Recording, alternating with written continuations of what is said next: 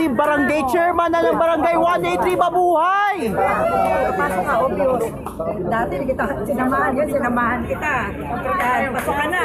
Nakailang taon ka na. Tandaan mo yan.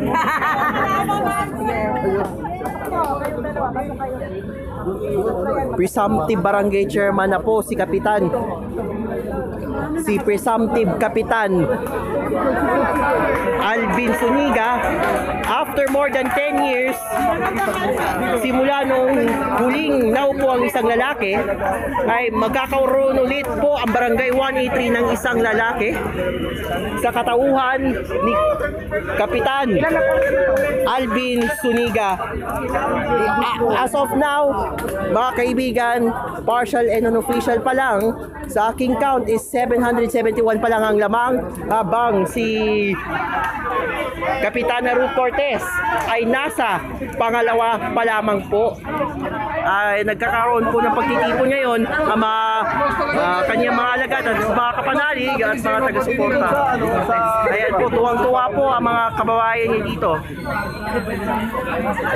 Lahat ng mga sumama sa campaign rally ay sumama rin po sa bilangan. Ayan, tuwang-tuwa po ang mga batang Villamor. Panalo na ang Alvin Zuniga sa partial. Ayan po, proud na proud ang mga batang Villamor ngayon.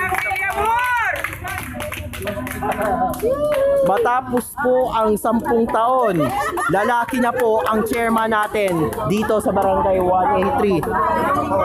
Pagkatapos si Kapitana Let Landagan at ni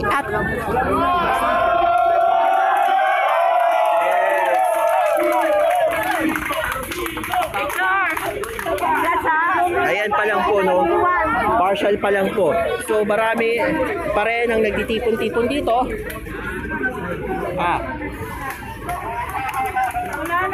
Walang chairman. Oo. Bagong chairman. Presumptive barangay chairman na po. Barangay chairman apparent or barangay chairman elect. Pero hindi pa po opisyal pa yan, ha? Partial pa lang. As of 6 PM, mga kaibigan, Ano na yan? Partial na yan. umaabot sa 771 ang lamang ni chairman apparent.